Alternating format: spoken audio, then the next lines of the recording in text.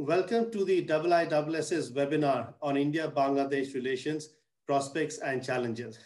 My name is Rahul Roy-Chaudhury. I'm the Senior Fellow for South Asia at the IISS in London.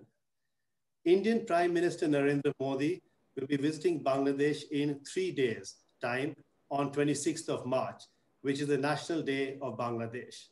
This will be his first foreign visit in over 15 months since the beginning of the COVID-19 pandemic, signifying the importance of the India-Bangladesh relationship.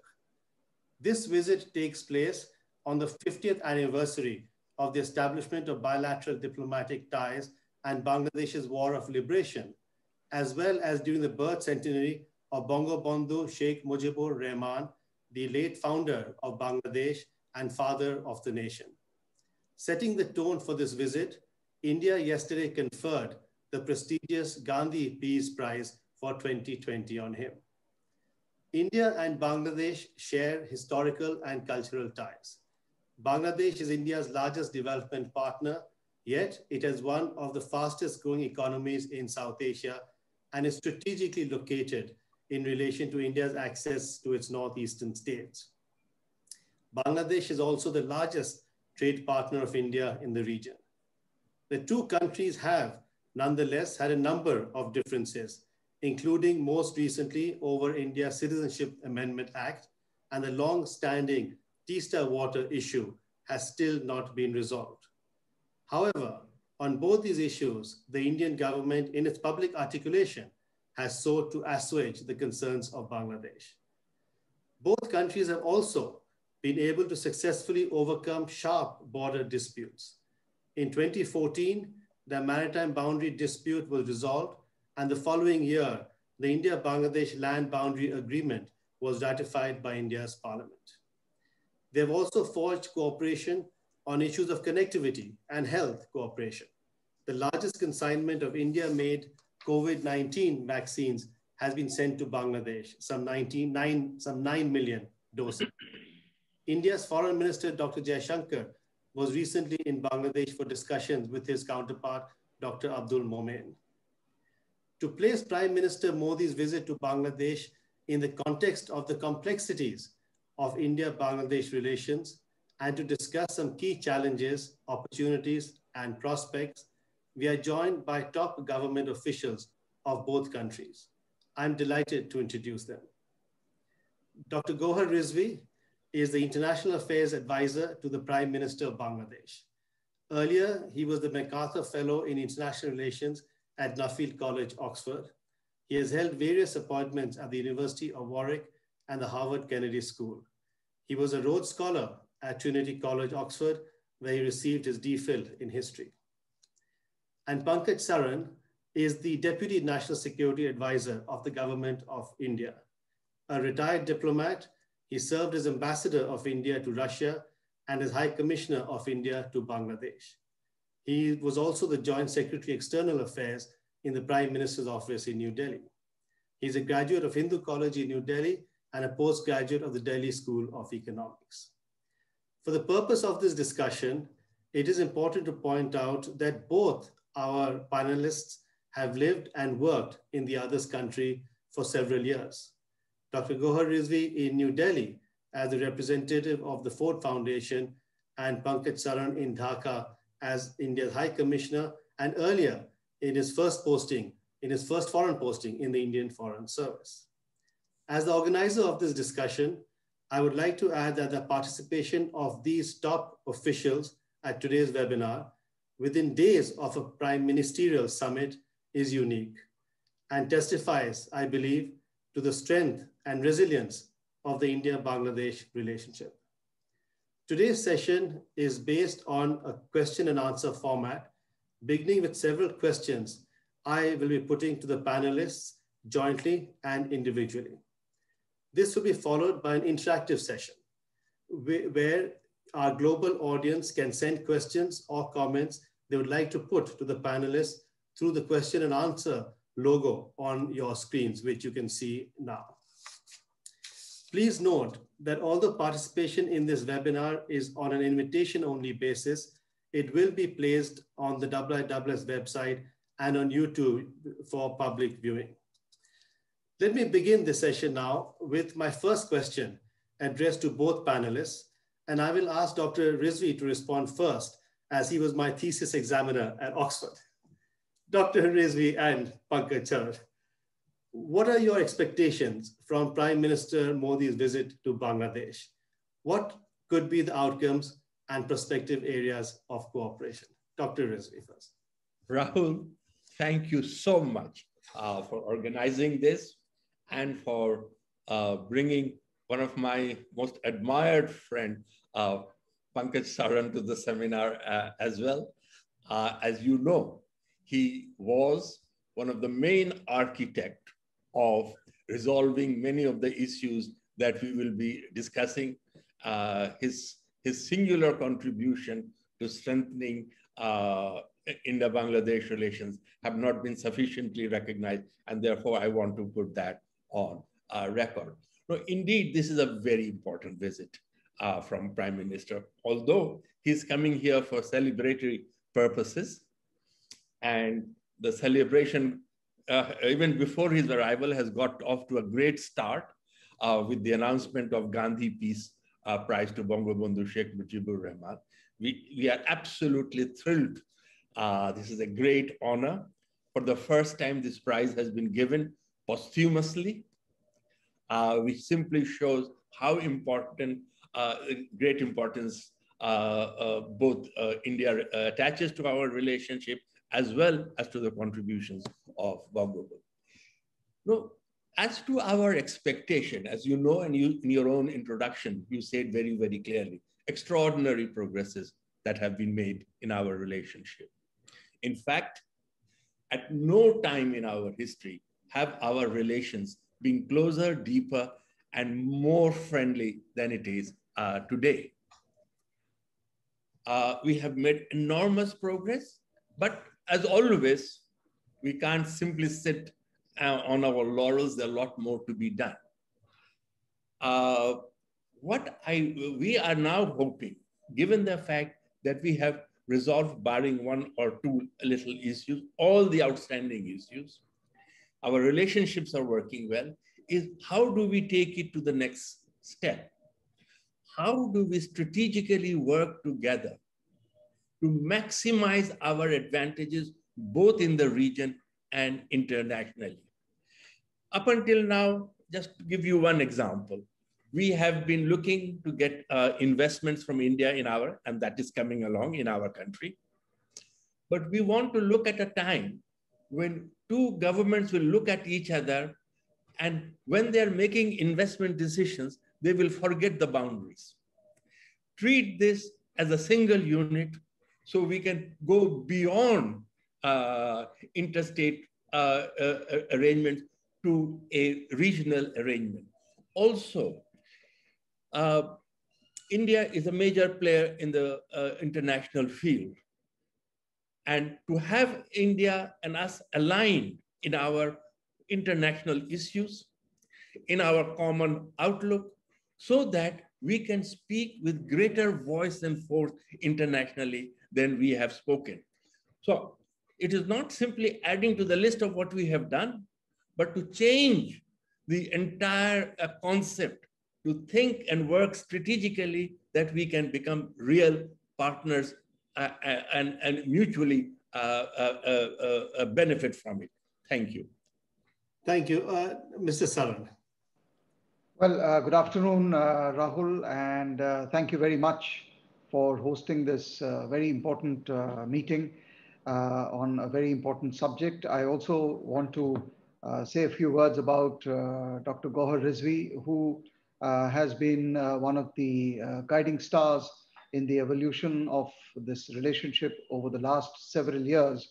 And during my tenure in Dhaka, I gained immensely from his wisdom and his foresight and his strategic understanding. And we actually became very good friends apart from everything else. And so I want to say that he has been a very, very significant actor in the relationship. And thank you so much. So I'm privileged to be here on this panel along with Dr. Rizvi. As you have rightly pointed out, this is a very historic moment for the relationship as well as for both our countries individually.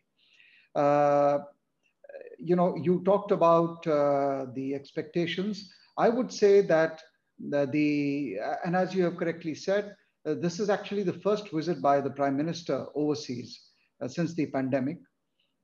This is his second visit to Bangladesh since 2015. I would say there are three broad objectives of the visit. I think the first is a remembrance and a commemoration and paying homage to the events of the past, to the creation and the birth of Bangladesh, to those millions and millions of martyrs, of innocent Bangladeshi citizens, men, women, children, who suffered and who lost their lives due to brutalities that they faced. And as you know, March 25th, which is day after tomorrow, has been declared as a Genocide Remembrance Day by the government and the parliament of Bangladesh. And this was the day on which Operation Searchlight was launched. So this is a moment for us to collectively pay our homage and to recollect and recall the atrocities and the huge loss of life that was suffered by the people of Bangladesh. The second is to celebrate the achievements of Bangladesh over the last 50 years. I think there is no question that from where Bangladesh began in 1971 to where it is today, 50 years down the road, I think it has made tremendous progress in almost every single aspect of life, whether it is economic development or it is social advancement or cultural development. I think in areas, Bangladesh today stands out as one of the brightest examples of economic success and social success in not just the Indian subcontinent, but also in the wider East Asian region. And the third, I think, is to look ahead, as Dr. Rizvi correctly pointed out, to see where we can go from here to consolidate this relationship and look towards the future. Now, the future is extremely promising for both our economies and for both our countries. We know that Bangladesh is looking forward to graduating from the status of a least developed country. It has drafted a vision for its own development called Vision 2041. On the other hand, India itself has ambitious plans for development in the coming years. So these three elements, I think, would define the overall framework of the relationship. And obviously, three very important historic milestones have come together, which is the 100th anniversary of Bangabandhu Sheikh Mujibur Rahman, the 50th anniversary of the liberation of Bangladesh, and 50th anniversary of the establishment of diplomatic relations. So overall, I would say this is what is the approach that we are pursuing the visit with. Thank you very much, Mr. Saran and Dr. Rizvi. Let me go back before I go forward, and let me ask both of you a question that was raised from a point that Mr. Saran made about day after tomorrow being the annual Genocide Remembrance Day in Bangladesh to mark the mass atrocities committed by the Pakistani army to suppress Bangladesh's liberation struggle 50 years ago. Dr. Rizvi, 50 years later, how does Bangladesh perceive those events? I mean, would you see them as war crimes that were committed? And would you seek any help from India in this respect of trying to identify the perpetrators more effectively? As you know, there is hardly a family in Bangladesh which did not suffer during 1971 mass genocide. An estimated 3 million people were killed, and huge war crimes, genocidal acts took place during that period. Indeed, Bangabandhu had pledged that he would make sure that the war criminals were tried. Unfortunately, for reasons beyond our control, and also because of circumstances in the early first half of 1970s, that we could not try the 195 war criminals who had been identified, Pakistani soldiers and generals who had been identified. Nevertheless, his daughter, Sheikh Hasina, kept her promise to the people, and we went ahead 40 plus years later, tried Bangladeshi war criminals, those who abetted and supported the Pakistani invading forces. And those trials are still continuing, but we have managed to deal with them. And in a manner, in an open court, upholding the highest standards of justice, international standards of justice. And this is enabling us to come to terms with that great tragedy. As I said, it affected almost every family. It is such a tremendous, horrendous episode that difficult to forget. But in these things, forgiveness is the thing to do. And this forgiveness becomes more possible when we have put to trial and punished those who were responsible for that. So you are right, it is very, very important to us. Thank you. Mr. Saran, if Bangladesh were to seek any help from India on this issue of war criminals and trials, what would India's response be? Well, I think we have already conveyed to the government of Bangladesh that we would be ready to help in whichever manner that they request. In the past, we have provided information. We have tried to help them in this process of tracing, and we will continue to do so if there is a request. The tragedies that befell the people of Bangladesh, resulting in the flow of almost 10 million refugees into India, is a scar on human history. And anyone who believes in upholding human rights, the rights of individuals and their dignity, would feel it a moral obligation, apart from the legal aspects, to assist in providing some kind of succor to the victims. So India would be ready and is ready to help in any manner that helps families and the nation as a whole to come to terms with what it went through. Thank you. I want to pick now one particular issue that I've been following in a limited manner over the years, and this is the issue of the Teesta water distribution and sharing that has been affecting the relationship between India and Bangladesh for so many years. We know also that West Bengal politics in the past has played a key role in this issue. But I mean, how do both of you see this issue going forward? I mean, are we looking at a settlement of the issue at some stage? Is this the right time for it? Or are we at least hoping that this issue does not disrupt or affect the relationship between the two countries? Maybe Mr. Saran first and then Dr. Rizvi. Well, it's a good question, and I'm glad you asked this question. If you look at the history of the relationship, we had managed to resolve the sharing of the Ganges waters, and that took a long, long time. But finally, we arrived at an agreement which has stood the test of time, and it has performed fairly well in the sense that all the provisions of the treaty are being followed scrupulously. Now, insofar as the question of sharing the waters of the other rivers are concerned, we have a regular ongoing dialogue.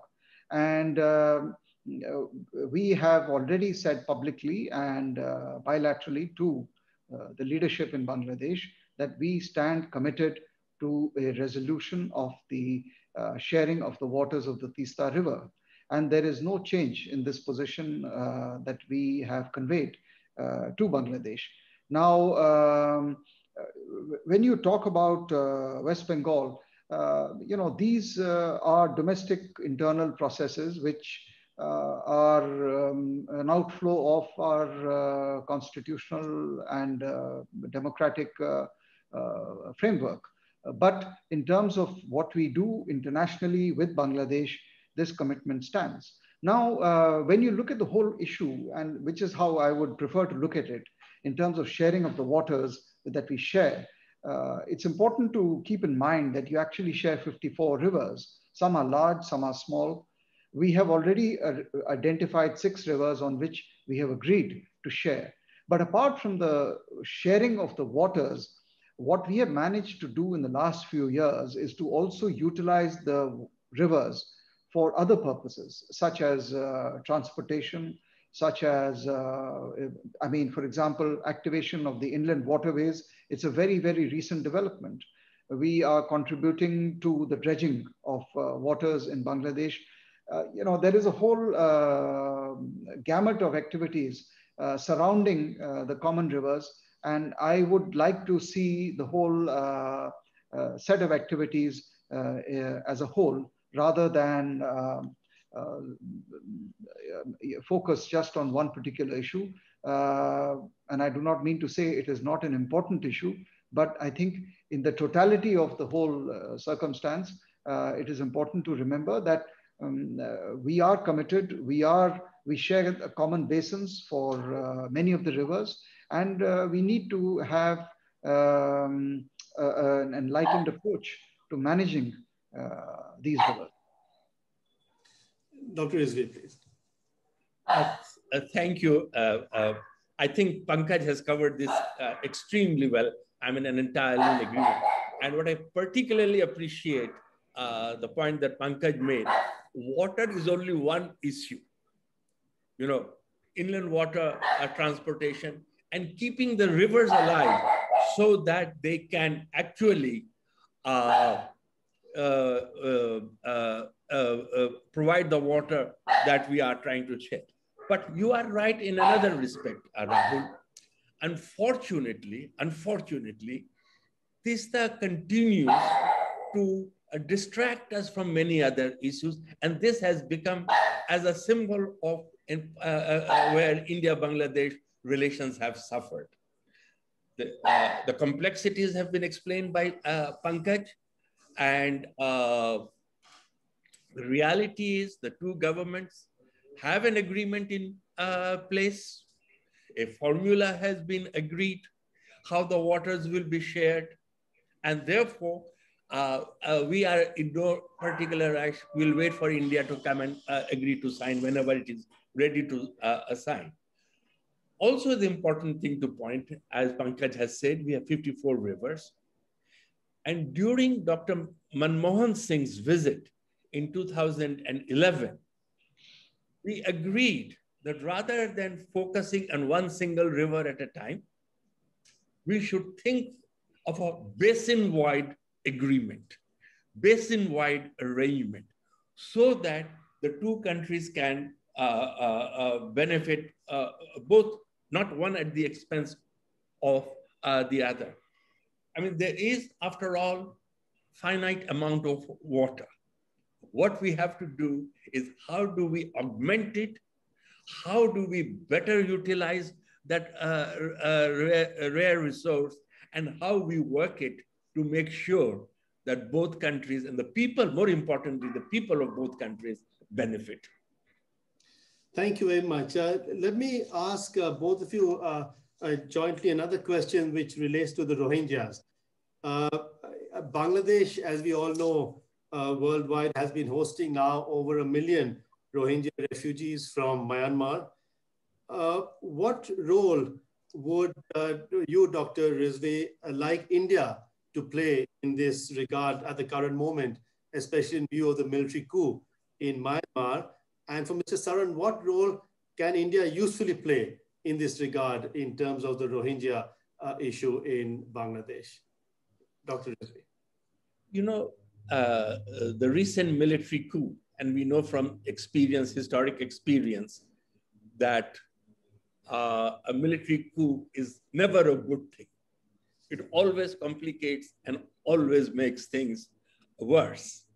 However, I would also like to emphasize is we should not make too much about the coup itself, because in substance, the policies of the military leaders and that of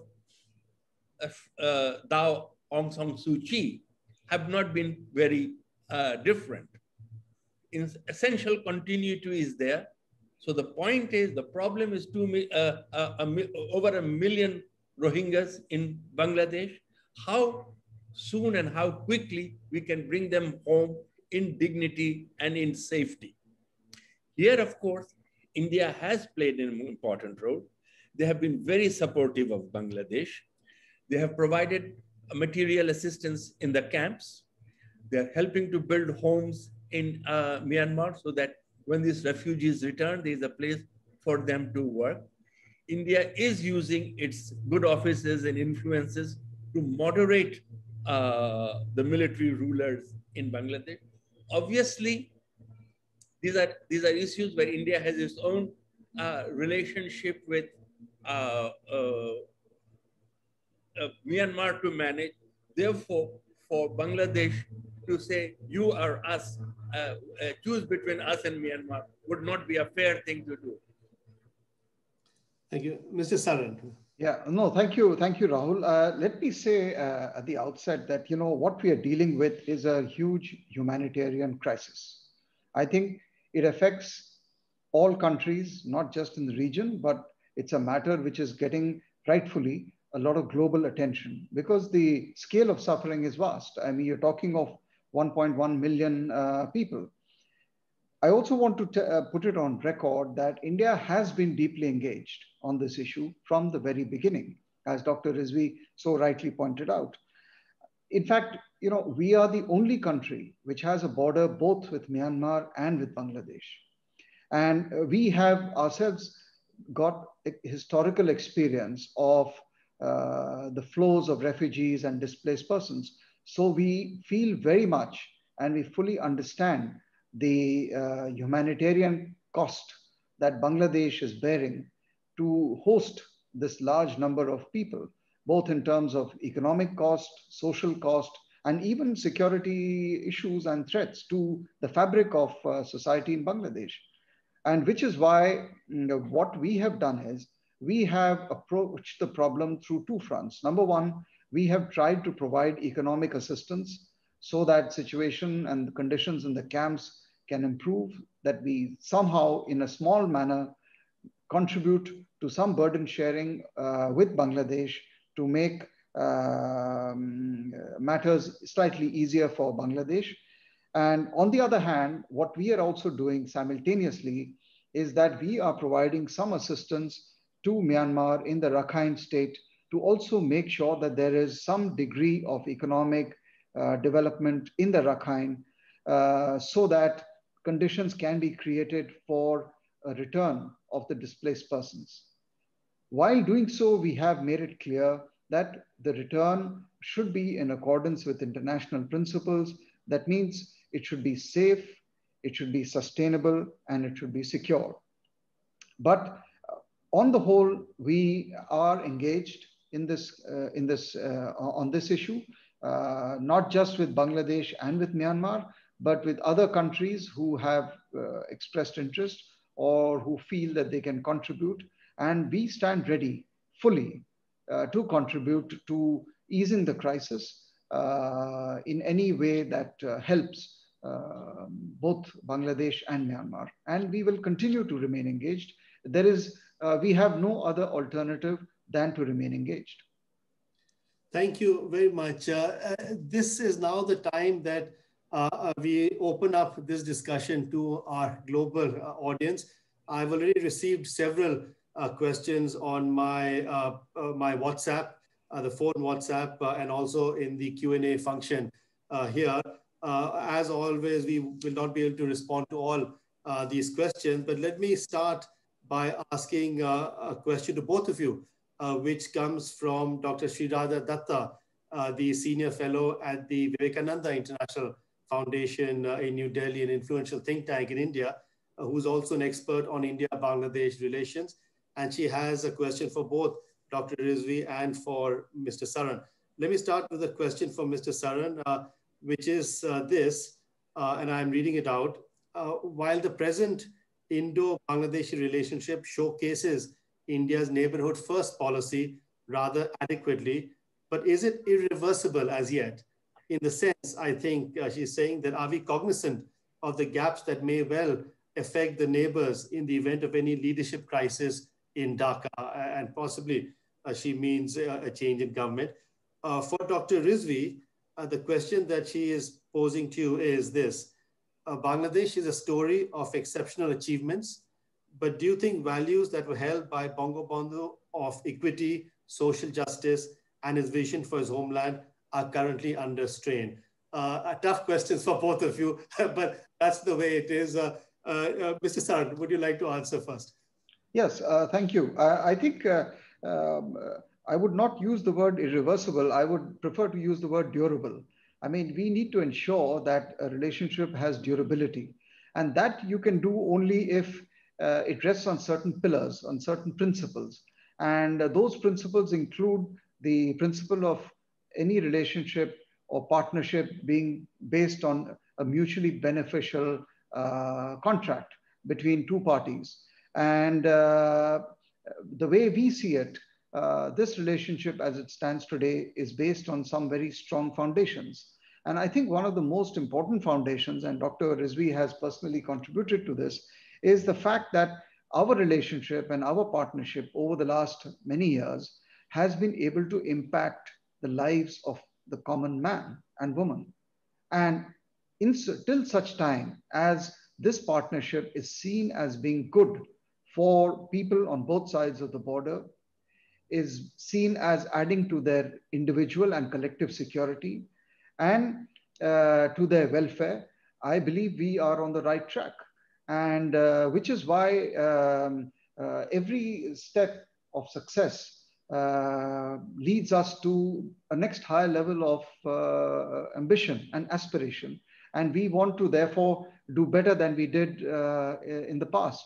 So till such time as we are on that path, I think we are in many ways living up to the expectations of people on both sides. And I think what you saw, for example, in the debate in the Indian Parliament, in the Lok Sabha in 2015, at the time of the amendment to the Indian Constitution to enable us to sign the land boundary agreement, spoke for itself, because it was a debate which involved every single political party in India.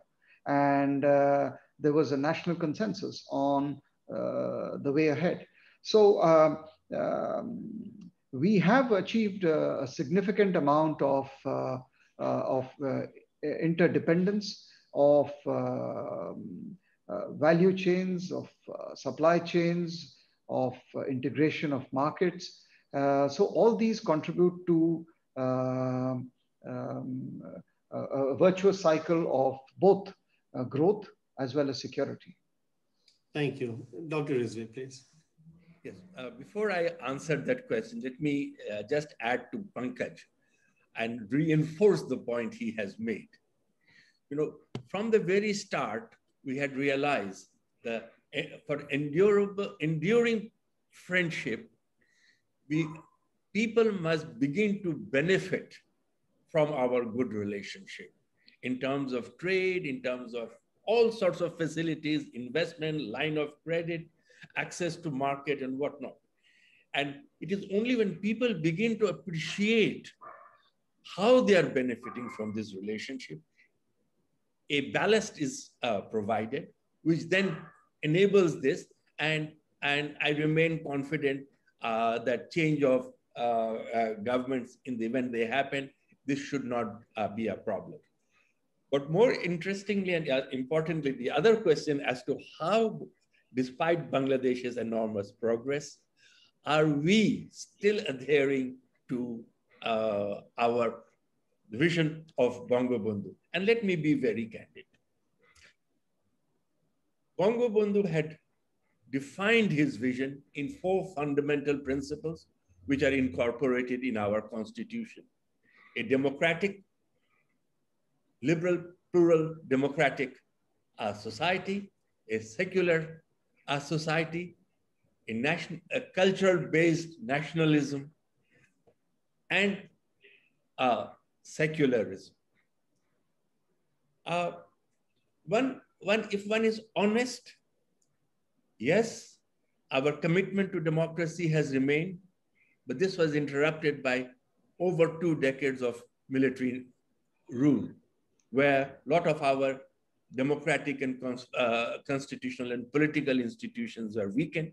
So we are trying to establish the fact that we have now had 3 successive elections, and there has been a continuity. Itself shows that there is some strengthening of the institution. Secularism, we remain committed. Secularism in Bangladesh is understood very differently, perhaps, from what the French revolutionaries had during 1789 thought of, separating the state and the church completely. Bangladesh, it is coexistence and religious tolerance. Everybody has their own religion without any interference or without any partiality from the state. During the period of military rule, this particular aspect of our constitution was hurt. There were some dents made into it. Our government has tried to restore the original 1972 constitution, and with that, our at least much greater emphasis has been provided for our secular side of it. As far as Bengali nationalism is concerned, again, under military rule, the Bengali nationalism attempt was tried to transpose it into a Bangladeshi nationalism, emphasizing territorial emphasis and religion. I'm glad to say here our success has been very tremendous. We are today stronger and prouder, celebrating our cultural nationalism than we had ever done. You know, his idea of a Shonar Bangla is still perhaps a dream, some further down the road, but the extent of progress that we have made and the things that we achieved in the last 12, 13 years shows that our aspirations of developing into a developed nation, developed economy by 2041 is not unrealistic, nor is our attempt to meet the Agenda 2030 of inclusive growth, inclusive development out of line. So yes, when Prime Minister Hasina came to power, one of the things she said, I want to realize the unfulfilled work of my father. And I think she should feel proud that she has come a long way, and given time, I'm confident she'll do more. Thank you, Dr. Rizvi, for that in-depth and elaborate response. I now have a question from Dhaka by Farooq Soban, a former Foreign Secretary of Bangladesh and former Bangladesh High Commissioner to India and a friend of the IISS. He has 2 related questions. Let me put it across to both of you. This is for both of you. He says both India and Bangladesh have been strong supporters of connectivity. The perception in Bangladesh in certain quarters is that whereas Bangladesh has provided connectivity to India through Bangladesh from mainland India to the Indian Northeast, India has moved slowly in providing unhindered access to Nepal and Bhutan through India to Bangladesh. Would the 2 speakers like to comment? And related to that is his second question on BIMSTEC. essentially asking that in view of the military takeover in Myanmar and the problem of the displaced Rohingyas, which we've spoken about, how would the two speakers evaluate the future of BIMSTEC, in particular in the matter of connectivity? Who would like to start? Maybe Mr. Saran? Yeah, thank you. And firstly, of course, my deep regards to Dr. Farooq Sobhan, who is a very, very illustrious commentator and strategic thinker in Bangladesh. Well, on the first question of connectivity, I would like to say that in the last few years, what we have done is we have made very good progress in terms of bilateral connectivity.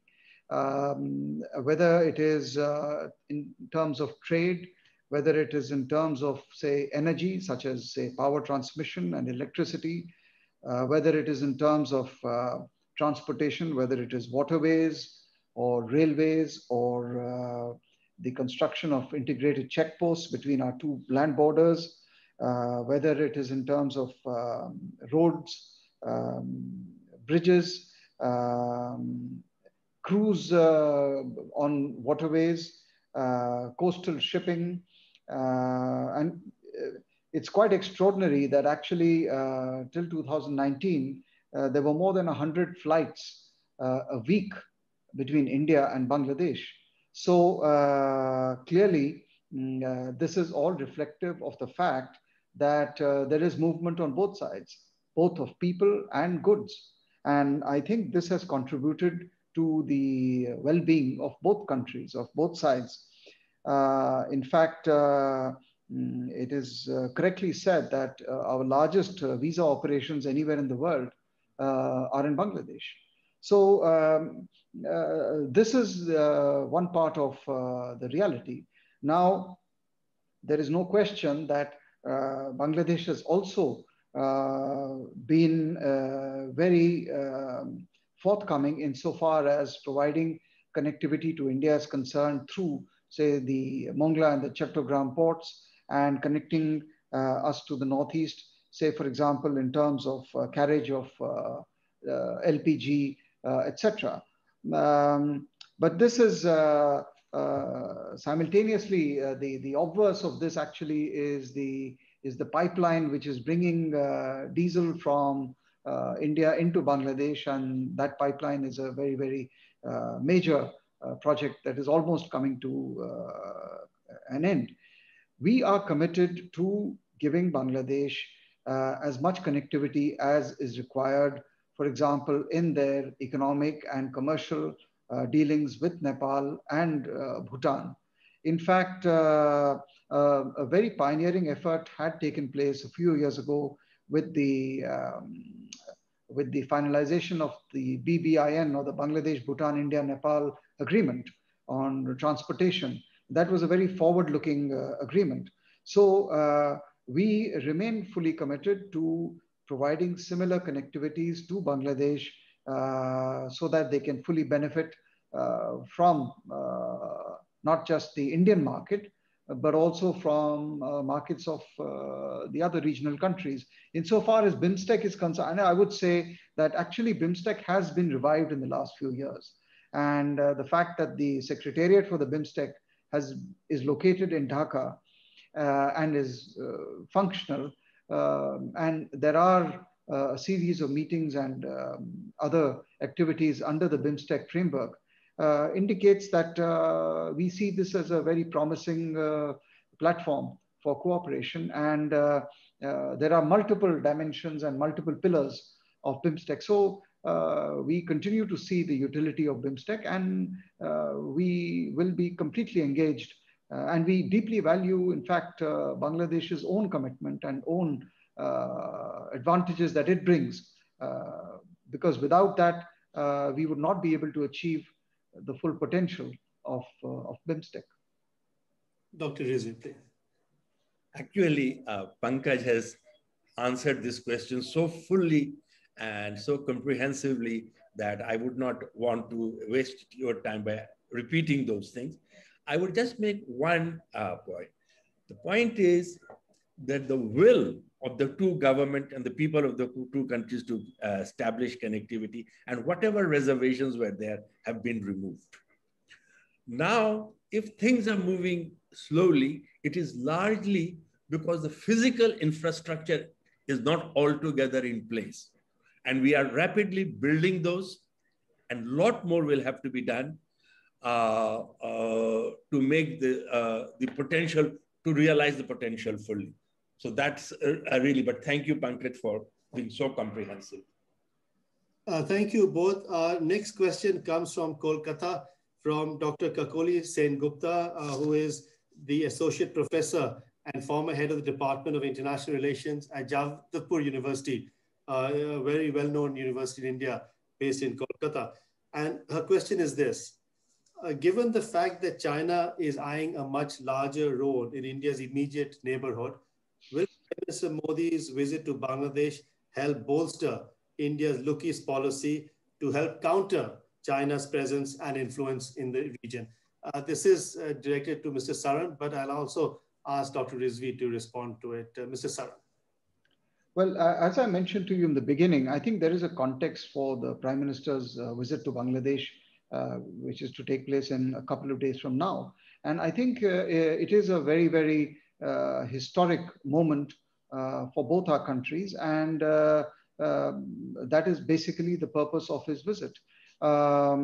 Insofar as our relationship with Bangladesh or any other neighbor is concerned, I think it is important to be very clear that our relationship with Bangladesh, or the partnership, it rests on its own footing.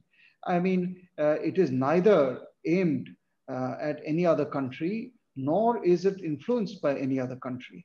As you mentioned yourself at the very beginning, India and Bangladesh have very deep historical and social and cultural links and ties, which simply cannot be erased. And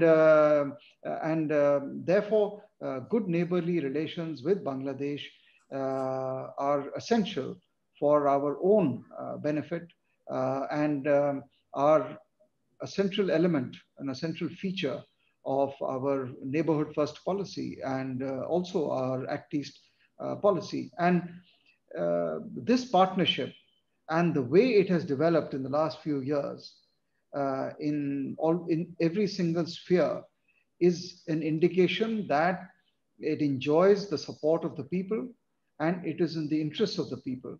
And this is the way we approach Bangladesh. Thank you. Dr. Rizvi, would you like to add to this? Actually, once again, not only I'm entirely in agreement with everything that Pankaj has said, except to emphasize that there is no dispute or question about the importance of India to Bangladesh. India is our most important partner, neighbor, and it is a relationship that you cannot conceive of anything other than a very, very good relationship if you want to. It would be suicidal to think anything differently. However, in recent times, a feeling is being created that there might, it is some sort of a zero-sum game. If Bangladesh improves relations with China, it might affect India. Absolutely not. China has a role in Bangladesh. They are an important part of our many of our development projects. But this is not in any way at the expense of our relationship to India. And in fact, a cardinal principle for both India interest in Bangladesh and China's interest in, India's interest in Bangladesh and China's interest also in Bangladesh is a peaceful, stable, prosperous Bangladesh. Both countries want that. Both countries are contributing to that.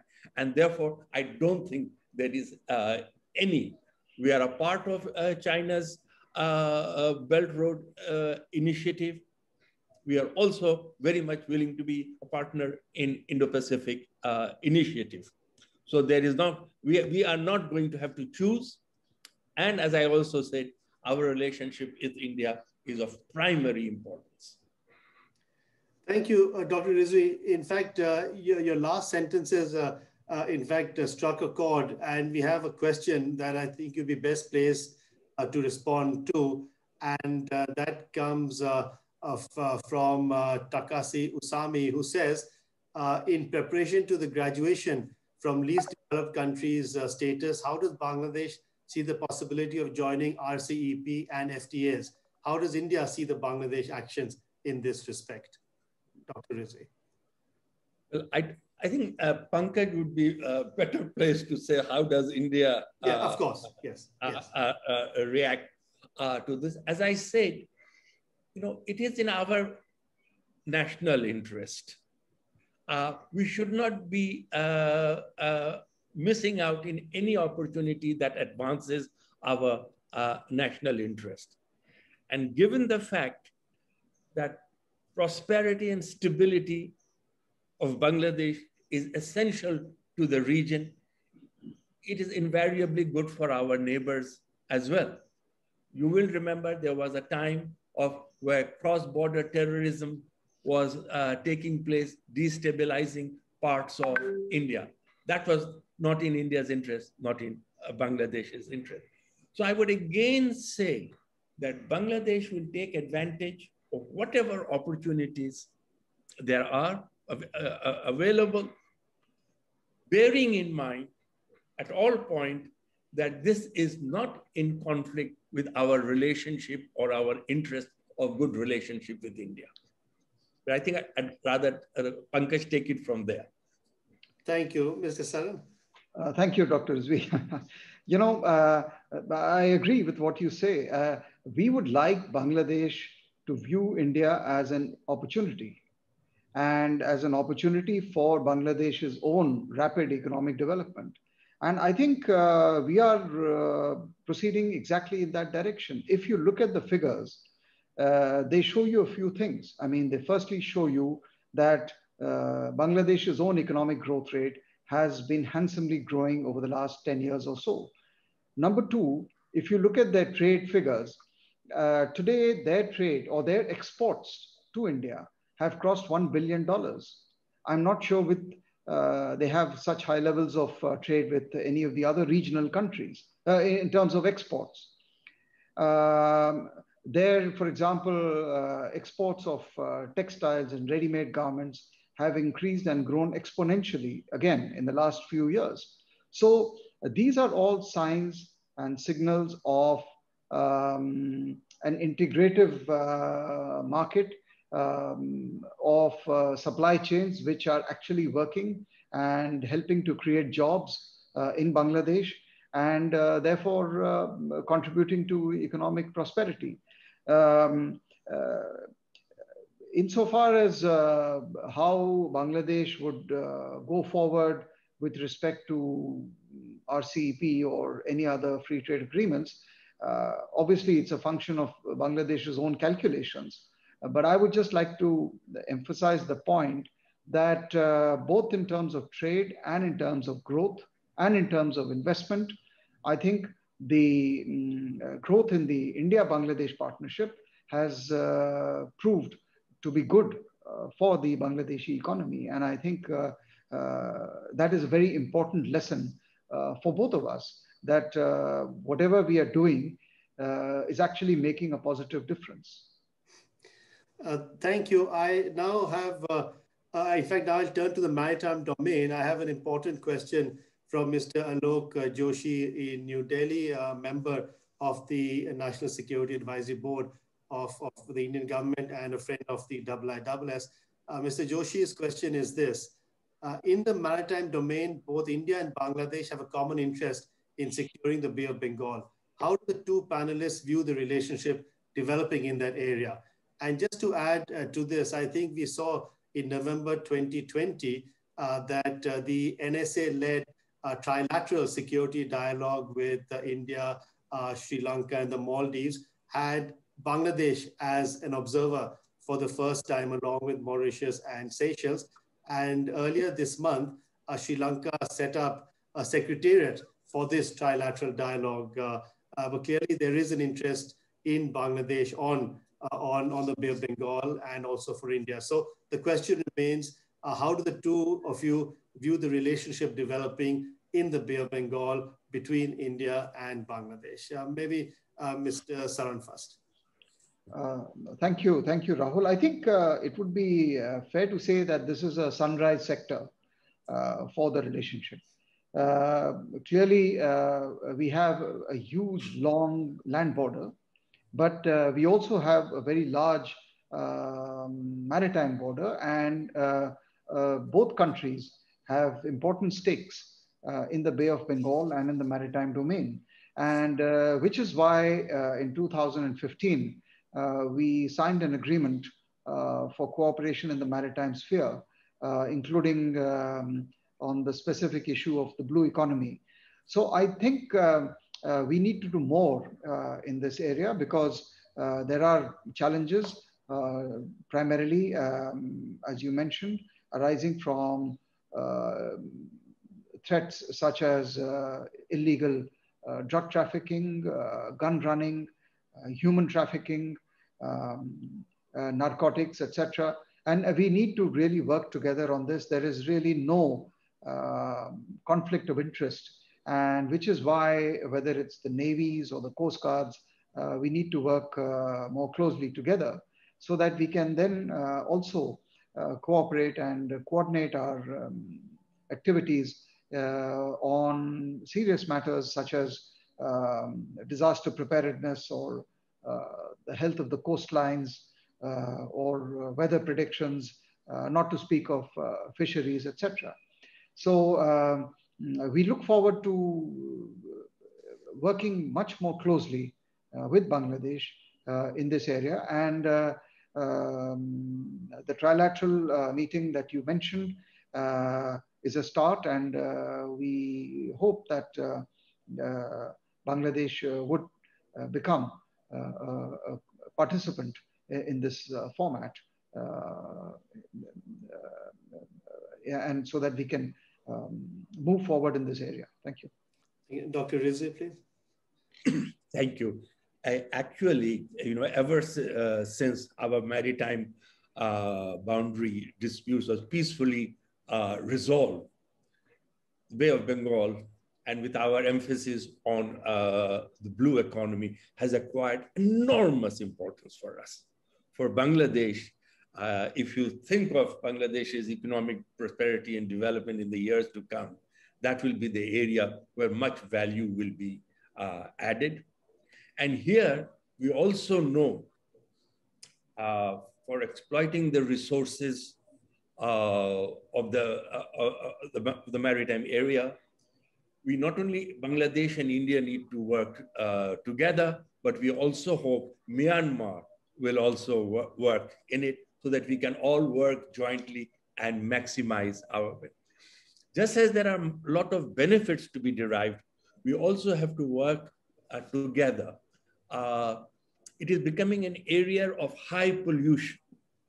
The huge area of plastic waste that is destroying fisheries and other products. If we do not, in other words, what I'm trying to say is we are all pinning a lot of hope on the benefits that we can get out of the blue economy, but it is ecologically fragile, and therefore, not only we need to work together to exploit it, but also work together to save it and to make it sustainable. Dr. Rizvi, Mr. Saran, I mean, there are several more questions, including on climate change, which I'm afraid I'm not able to take because we've run out of time. But I do want to leave us with the thought for our viewers, and that's a personal thought from myself, that if governments had people like both of you negotiating, then I think things would be much improved in various parts of the world. So I'm delighted that the bonhomie you've shown in this webinar also, because of the position that you hold, will also be reflected in the nature of the relationship going forward between India and Bangladesh. And the point I made earlier, the resilience of the relationship, I think is something that is tremendously important. So With these words, I'd like to thank both of you for attending this webinar, speaking so frankly, and for the IISS hosting top government officials in this discussion is equally important as the substantive policy relevant ideas that have come out from the discussion. So I'd like to thank both of you again for taking part in the IISS webinar. Goodbye and keep safe.